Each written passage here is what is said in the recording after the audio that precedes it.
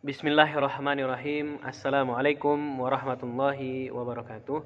Alhamdulillahirabbil alamin. Wassalatu wassalamu ala asrafil anbiya wal mursalin wa ala alihi wa ashabihi rasulillahi ajma'in, amma ba'du. Yang pertama-tama ingin kami sampaikan para pemirsa yang ada di channel UB Wertu ini, pada Ramadan yang ketiga ini, puasa kita yang ketiga, kami ingin menyampaikan tentang materi yaitu sholat berjamaah dan keutamaannya.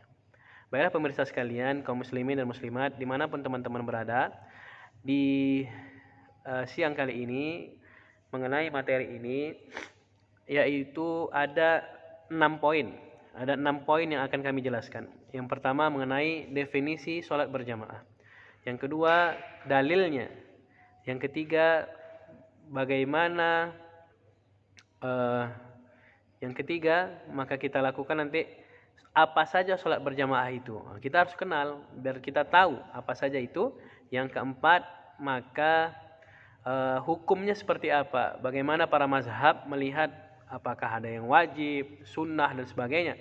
Hukum-hukum mengerjakan sholat berjamaah di masjid. Adapun yang kelima, fadilah orang-orang yang mengerjakan sholat berjamaah tersebut. Adapun yang terakhir, yang keenam, maka kami akan jelaskan bagaimana pengurus agar senantiasa dapat memperbanyak jamaahnya, agar senantiasa mau untuk dapat sholat di masjidnya. Maka ada trik dan tipsnya yang akan kami sampaikan nanti. Mengenai yang pertama, kaum muslimin dan muslimat dimanapun teman-teman berada, maka yang pertama ingin kami sampaikan yaitu definisi sholat berjamaah. Sholat berjamaah itu sekurang-kurangnya 2 orang untuk mengerjakannya. Ada imam dan makmum cukup, maka itu sudah dikatakan dapat melaksanakan sholat berjamaah. Tapi di sini poinnya adalah ketika menjadi imam, maka jangan sampai makmumnya itu dapat mendahului imamnya. Karena dalam salah satu hadis yang artinya jika kalian mendahului imam, maka nanti di hari akhirat kepalanya akan dijadikan himar, keledai. Ada juga dalam beberapa riwayat yang lain menjelaskan di hari kiamat kepalanya menjadi kalbun, yaitu anjing. Maka dari itu jangan sampai kita ketika bermakmum kita mendahului imam kita. Ketika dia sudah takbir, imam kita akbar, Allahu akbar, maka ketika barnya itulah kita akan melaksanakan ruku misalnya, sujud misalnya. Maka ketika akhiran bar itu, maka itulah yang kita lakukan sesuai dengan ajakan imam, seruan imam, rukun ketika sholat. Adapun mengenai dalilnya, ada beberapa dalil yang mana yang pertama yaitu Allah Subhanahu wa taala berfirman di dalam surat Al-Baqarah ayat 43 yang berbunyi a'udzubillahi minasyaitonirrajim, bismillahirrahmanirrahim, wa aqimus shalah wa atuz zakah warka'u ma'ar raki'in. Maka dari itu dirikanlah salat dan tunaikanlah zakat dan rukuklah bersama orang-orang yang rukuk.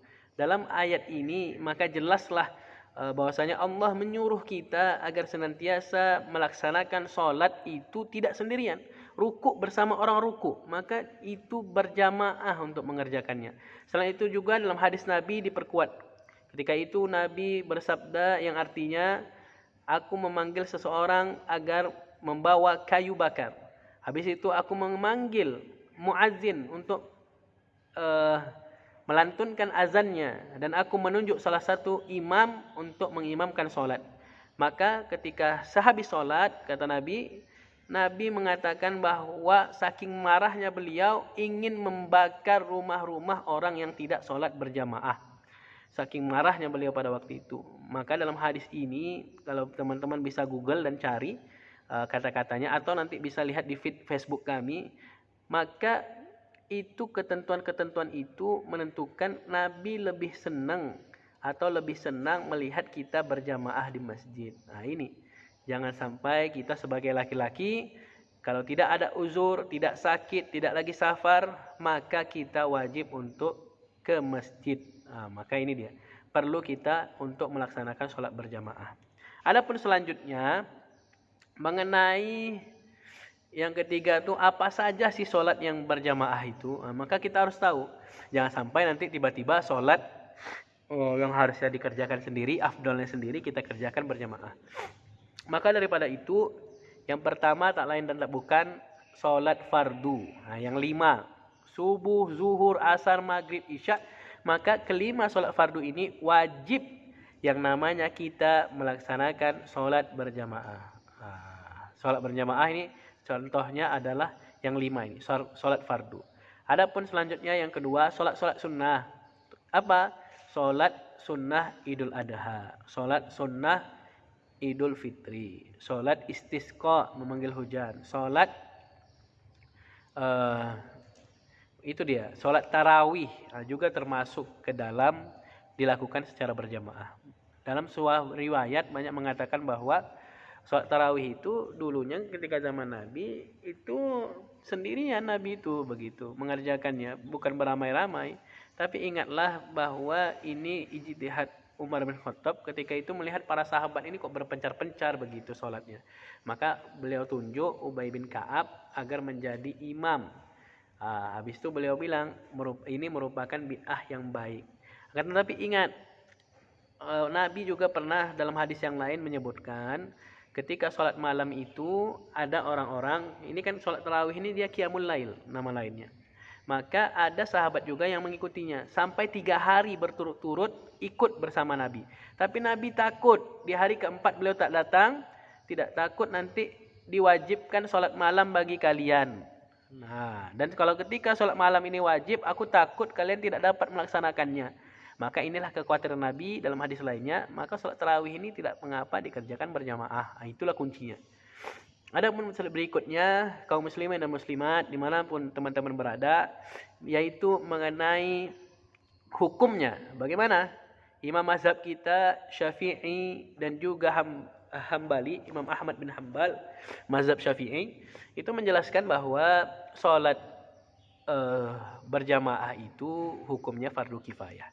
Jadi kalau sudah ada orang yang dalam satu wilayah itu maka sudah gugur yang lainnya untuk tidak sholat berjamaah di masjid dan sebagainya. Ini dalam mazhab Imam Syafi'i dan Imam Hambali. Adapun yang kedua, kebanyakan ulama itu menjelaskan bahwa sholat jamaah itu sunnah muakkad, sunnah yang dikuatkan. Maka dari itu perlu dikerjakan. Ya kan? Karena sunnah muakkad pahalanya lebih banyak dan lebih baik ketika dilakukan berjamaah. Adapun yang ketiga, ini imam yang tertua nih mazhabnya, Imam Hanafi dan Imam Maliki. Yang pertama-tama itu mengatakan bahwa sholat berjamaah itu hukumnya fardu ain sampai wajib, malah disuruh wajib ini. Wajib bagi laki-laki tadi, jangan sampai meninggalkan sholat berjamaah. Inilah hukum-hukumnya dijelaskan oleh para mazhab kita. Maka keyakinan kita agar senantiasa melakukan sholat berjamaah. Inilah yang kelima. Apa sih sebenarnya fadilahnya sampai-sampai diwajibkan oleh ulama-ulama kita itu. Kami sebenarnya ada banyak poin yang ingin kami sampaikan. Maka 3 saja atau tidak beberapa nanti kami sebutkan dari orang-orang yang mendapat fadilahnya. Yang pertama tak lain dan tak bukan, maka ketika kita sholat jamaah, apa hadisnya? Rasulullah bersabda, sholatul jamaah afdalu minas sholatil fardhi bisab'i wa isrina darajah. Sholat berjamaah itu lebih baik daripada sholat sendirian dan ia mendapatkan 27 derajat atau kebaikan, pahala dilipat gandakan. Maka ketika kita melakukan sholat subuh berjamaah 27, kalau orang-orang yang biasa sholat sendirian cuma 5, kita sekali saja sholat dari 5 waktu itu sudah melebihi derajatnya dari orang-orang ini. Habis itu yang kedua, dapat menghapus dosa dan juga mengangkat derajat. Contohnya apa? Dalam hadis Nabi yang artinya ketika itu Rasulullah SAW menjelaskan orang-orang yang senantiasa melangkahkan kakinya ke masjid, maka kaki kanannya menghapus dosa-dosanya, kaki kirinya itu dapat menaikkan atau mengangkat derajatnya. Maka ada yang bertanya, Ustaz, macam mana tuh kalau kami pakai mobil, kami pakai motor, tak dapatlah kami pahala tuh?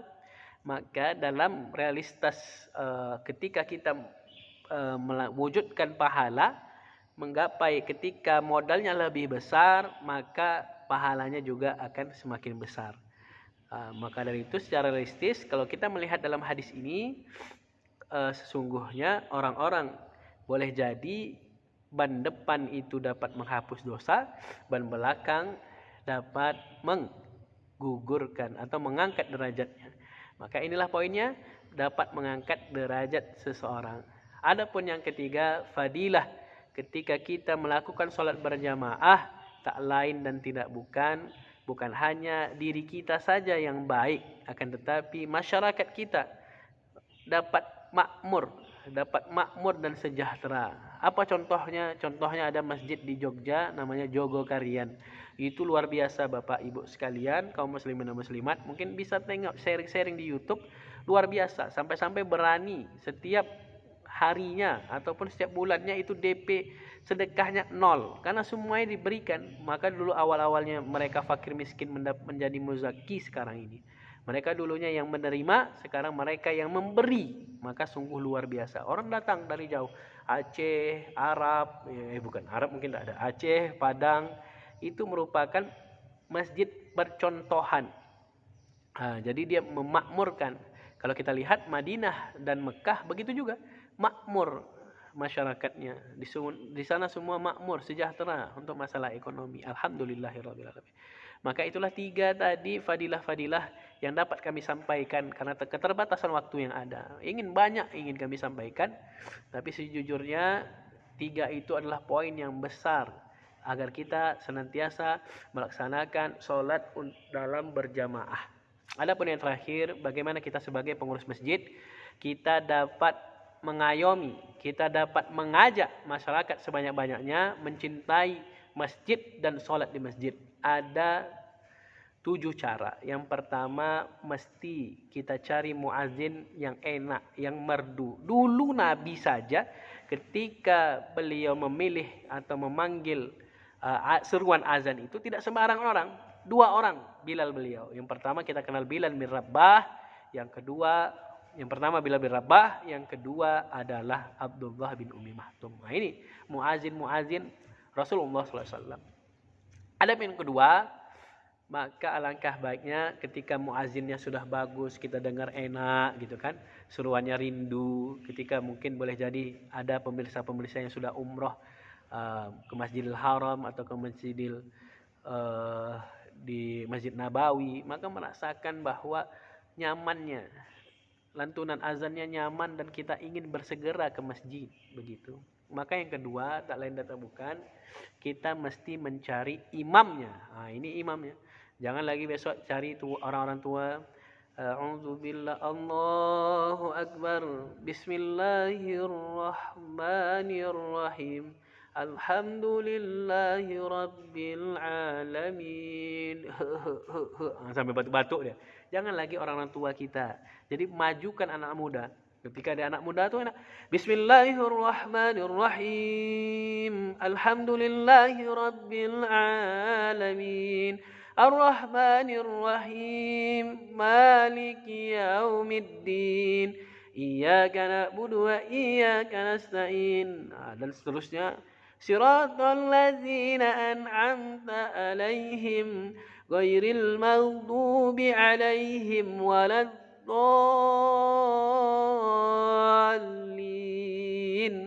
Amin. Ini jemaahnya enak, sedap. Maka cari imamnya yang bagus.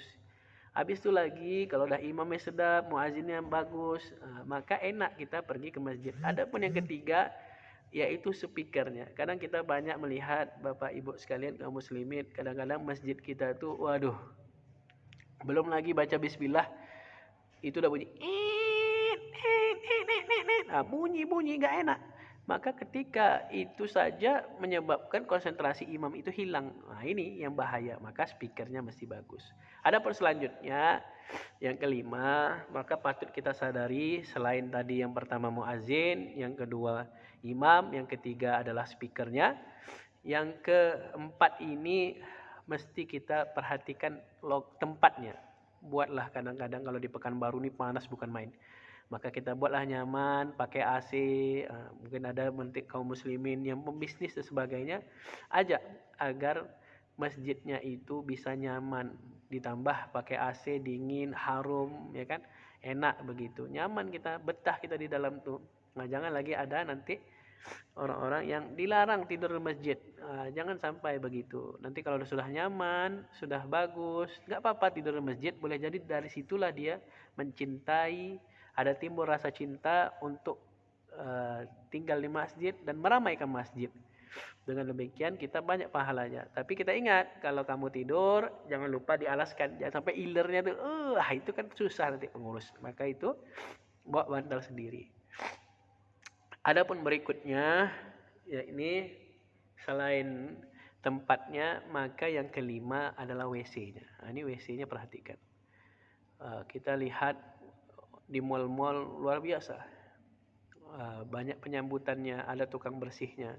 Nah, ini juga begitu. Bagaimana nantinya WC-nya juga bersih, nyaman dia. Ada di Pekanbaru nih, itu ada beberapa masjid yang kami perhatikan, Masjid Al-Badar, Abu Darda, sama Musola Abu Bakar As-Siddiq. Itu luar biasa. Mereka menyediakan, habis itu yang terakhir yang keenam, mereka menyediakan makanan serta minuman. Jadi betah. Sampai-sampai kadang-kadang buka puasa pun disediakan makannya. Maka inilah 6 cara, tips dan trik kita agar dapat senantiasa memakmurkan masjid kita. Itulah kiranya yang dapat kami sampaikan karena keterbatasan waktu. Di Ramadan kali 3 ini semoga kita berkah dan sampai ke 30 harinya tetap sehat walafiat dan dapat menjalankan puasa dengan iman dan ketakwaan kita bertambah insyaallah. Mungkin sekian, terima kasih. Wassalamualaikum warahmatullahi wabarakatuh.